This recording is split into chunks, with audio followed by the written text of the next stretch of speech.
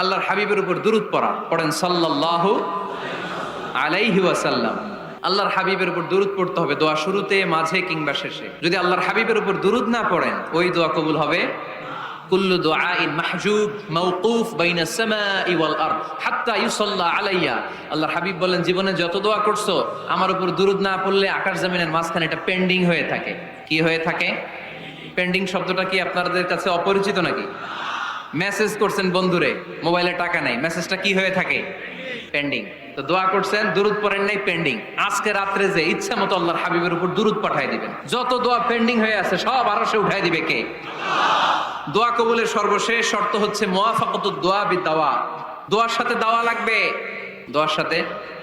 দোয়ার সাথে সবাই বলেন, দোয়ার সাথে কি লাগবে? দাওয়া।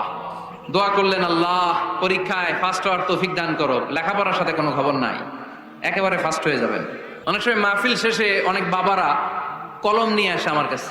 আমি বললাম, ঘটনা কি? কলম হাদিয়া দিবেন নাকি? কয় না হুজুর। তো কি? বলে, এটা পড়ায় দেন। পড়ায় দেবো মানে?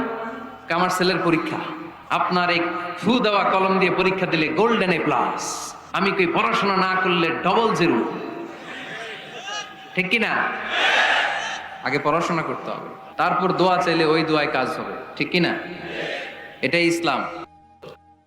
এ ধরনের ইসলামিক ভিডিও পেতে আমাদের পেজটিকে ফলো করুন এবং আমাদের ইউটিউব চ্যানেল নিবাস ইসলামিক স্টুডিও চ্যানেলটিকে সাবস্ক্রাইব করুন। ধন্যবাদ। আসসালামু আলাইকুম।